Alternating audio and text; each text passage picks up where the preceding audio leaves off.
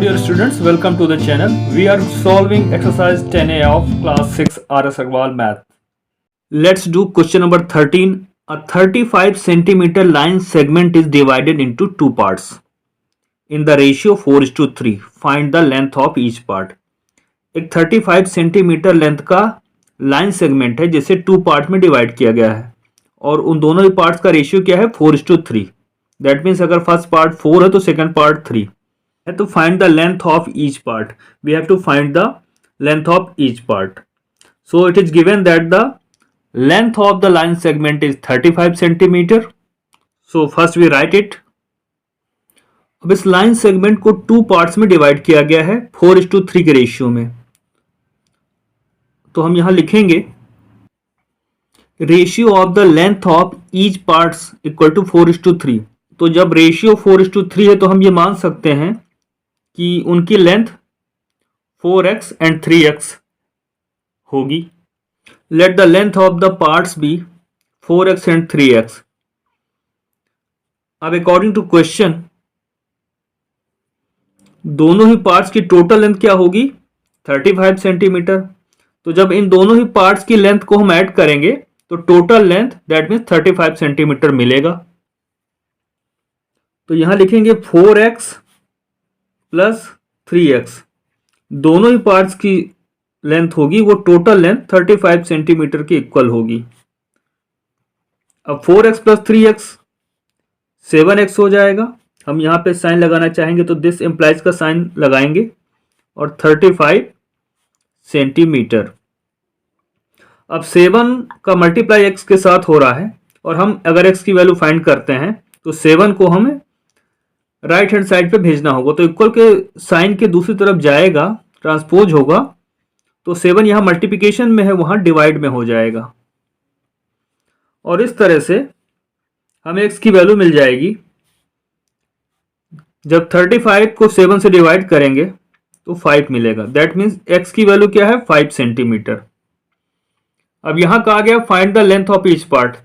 तो एक पार्ट की लेंथ क्या है 4x और दूसरे पार्ट की लेंथ है 3x और x की वैल्यू तो हमें मिल चुकी है 5 सेंटीमीटर. तो इसे हम दोनों ही पार्ट्स के लिए कैलकुलेट कर लेते हैं.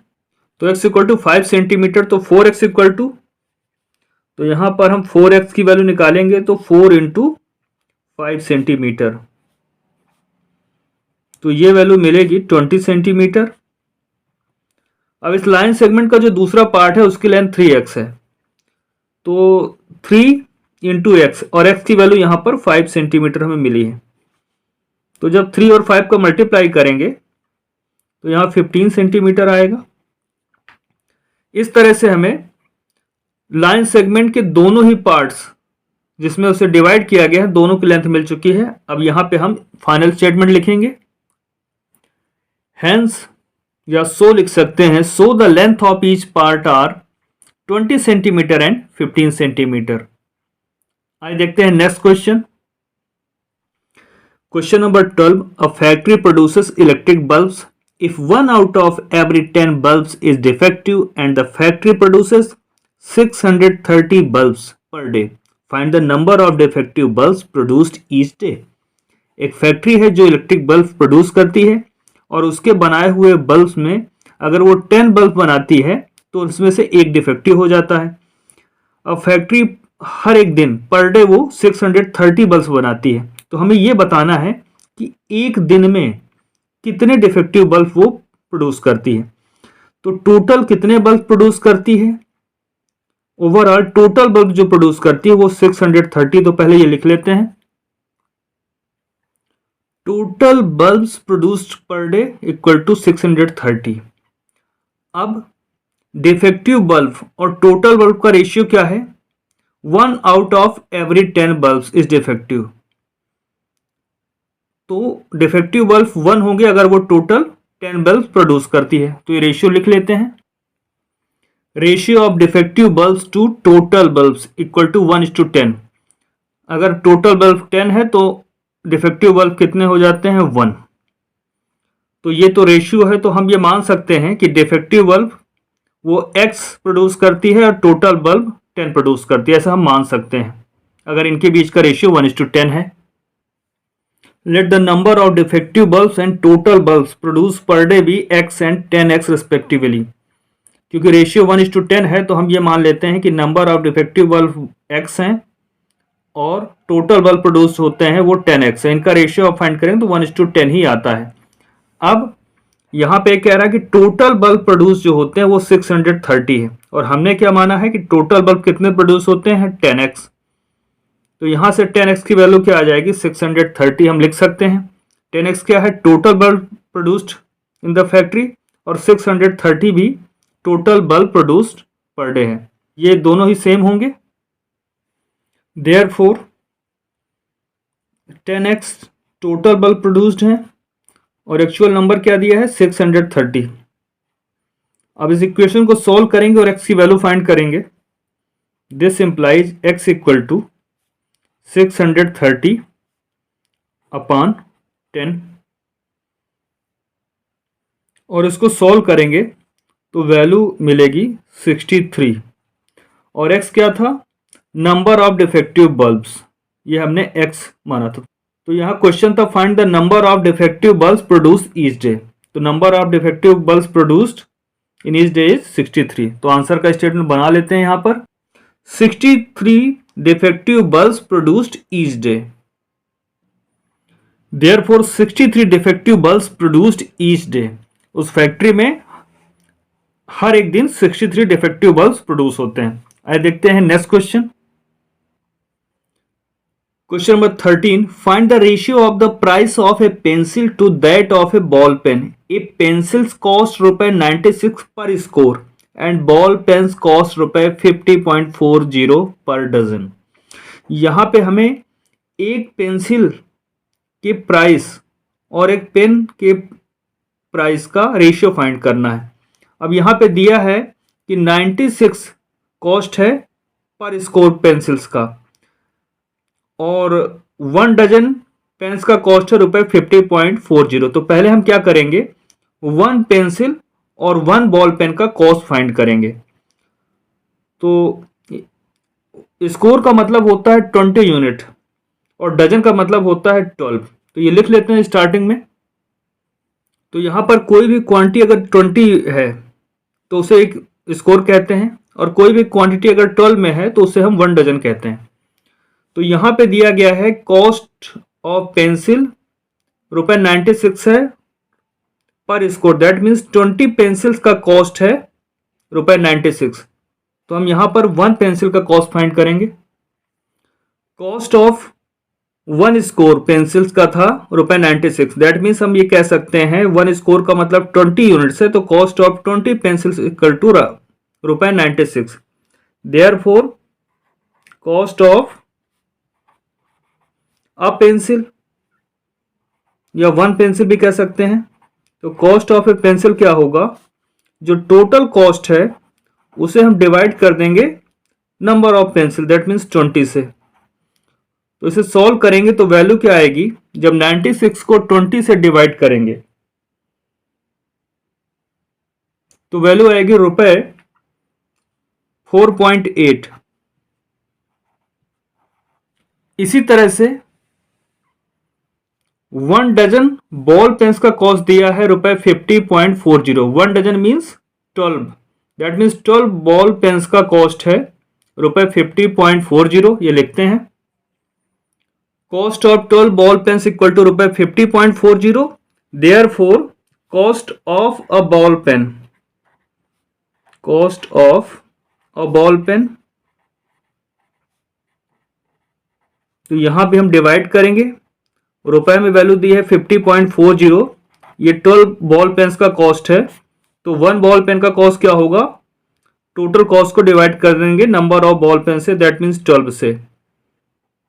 तो डिवाइड करने पर यहां वैल्यू आएगी ₹4.20। अब यहां पर हम ratio of the price of a pencil to that of a ball pen find करेंगे। तो एक पेंसिल का प्राइस क्या है इज टू, रेशियो फाइंड करना है तो ये सिंबल लगाते हैं, और एक बॉल पेन का कॉस्ट क्या है ₹4.20। दोनों ही क्वांटिटी की यूनिट सेम है अब इसे हम फ्रैक्शन में लिख सकते हैं 4.80 अपान 4.20। नाउ ये भी 2 डेसिमल प्लेस का नंबर है, ये भी 2 डेसिमल प्लेस का नंबर है, तो इनके डेसिमल पॉइंट रिमूव कर सकते हैं, या हम कहें ऊपर नीचे 100 से मल्टीप्लाई करेंगे तो 480 अपान 420 आएगा, 480 अपान 420 आ जाएगा। अब दोनों का HCF 60 है, तो 60 से डिवाइड करते हैं इसे, तो 480 divided by 60 upon 420 divided by 60 करेंगे तो वैल्यू आएगी 8 अपान 7। अब 8 अपान 7 को हम लिख सकते हैं रेशियो में 8:7। तो क्वेश्चन में ये कहा गया था कि रेशियो फाइंड करना था हमें a pencil to that of a ball pen, तो इसका रेशियो क्या आएगा 8:7, यही आंसर होगा। इसके साथ ही क्वेश्चन नंबर 13 कंप्लीट होता है। आइए देखते हैं next question. Question number 14, the ratio of the length of a field to its width is 5:3, find its length if the width is 42 metres. यहाँ पे किसी फील्ड के लेंथ और विड्थ का रेशियो 5:3 दिया हुआ है, और यहाँ पर लेंथ फाइंड करने के लिए कहा गया है अगर विड्थ 42 मीटर्स है, तो यहाँ लेंथ इज टू विड्थ 5:3 दिया हुआ है रेशियो में, तो हम ये मान सकते हैं लेंथ भी 5x मीटर एंड विड्थ भी 3x मीटर। आइए सॉल्व करते हैं इसे। Ratio of the length to width equal to 5:3, तो हम यहाँ लेंथ को 5x मीटर एंड विड्थ को 3x मीटर मान सकते हैं। Let the length and width of the field be 5x metres and 3x metres respectively. अब दिया है कि विड्थ इज 42 मीटर्स, विड्थ दे दिया है 42 मीटर्स, तो हम लिख सकते हैं देन, और हमने क्या माना है विड्थ कितनी है 3x मीटर से, तो हम लिख सकते हैं then 3x equal to 42। This implies x की वैल्यू क्या आएगी, 3 के साथ x मल्टीप्लाई है तो 3 उधर जाएगा, ट्रांसपोज होगा तो ये डिवीजन में आ जाएगा। When 42 is divided by 3, here we get 14, तो x की वैल्यू 14 है। हमें फाइंड क्या करना है, लेंथ। लेंथ को हमने क्या माना है 5x, तो लेंथ इक्वल टू होगा therefore length of the field,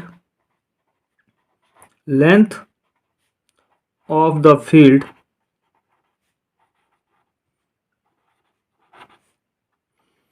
हमने माना था 5x मीटर, तो ये हो जाएगा 5 और x ये क्या लिखेंगे 14। 5x मीन्स 5 इंटू 14, x की वैल्यू 14 मिल गई है, इतने मीटर्स। इसे आगे सॉल्व करेंगे तो 70 मीटर्स वैल्यू मिलेगी हमें। तो इस तरह से हमने फाइंड कर लिया है कि फील्ड की लेंथ क्या होगी 70 मीटर्स। इसके साथ ही क्वेश्चन नंबर 14 कंप्लीट होता है। Question number 15, the ratio of income to savings of a family is 11:2।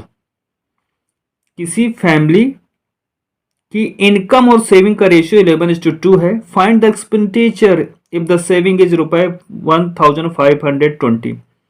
तो उस फैमिली का एक्सपेंडिचर क्या होगा अगर सेविंग ₹1520। एक्सपेंडिचर मीन्स उसका खर्च क्या होगा। तो ये सॉल्व करते हैं इसे। तो यहां पे the ratio of income to savings of a family, किसी फैमिली की इनकम और सेविंग का रेशियो क्या है 11:2। तो हम यहां पे मान लेते हैं कि इनकम क्या होगी ₹11x and saving ₹2x। Let the income and the saving be ₹11x and ₹2x respectively. तो 11x और 2x का रेशियो क्या आएगा 11:2 ही आ जाएगा। अब x की वैल्यू हमें फाइंड करनी है तो हम एक्चुअल इनकम और सेविंग बता सकते हैं। अब यहाँ पे दिया है सेविंग इज ₹1520 और हमने सेविंग क्या माना है 2x, that means 2x equal to 1520। तो यहाँ पर saving of the family equal to ₹1520 है और हमने सेविंग क्या मानना हुआ है ₹2x। तो दोनों तरफ से रुपए हटा देते हैं, यहाँ 2x लिख लेते हैं और यहाँ पर 1520। दिस इम्प्लाइज यहाँ से x की वैल्यू मिल जाएगी 1520 अपान ये 2 मल्टीप्लाई में वहां जाके डिवाइड में हो जाएगा और x की वैल्यू हमें मिल जाएगी 760। Therefore income of the family, income हमने क्या मानी हुई है 11x, रुपए 11x। तो यहां पर रुपए की जगह रुपए, 11 की जगह 11x मीन्स 11 इंटू एक्स, और x की वैल्यू क्या आ गई है 760। तो ये वैल्यू आएगी रुपए में 11 इंटू 760 करेंगे तो वैल्यू आएगी 8360। 8360। अब फैमिली की इनकम पता चल चुकी है, सेविंग हमें पहले से पता है, क्वेश्चन में दिया था।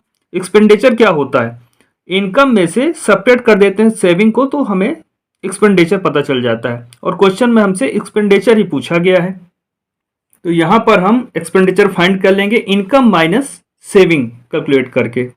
तो इनकम क्या है रुपए 8360 माइनस सेविंग क्या है, सेविंग दी हुई है 1520, तो यहां लिखेंगे रुपए 1520। अब सब्ट्रैक्शन परफॉर्म करेंगे तो इनका डिफरेंस आएगा 6840। ये एक्सपेंडिचर हुआ। देयरफॉर एक्सपेंडिचर इज रुपए 6840। इसके साथ ही क्वेश्चन नंबर 15 कंप्लीट होता है। इसके बाद के क्वेश्चन हम लोग नेक्स्ट क्लास में सॉल्व करेंगे।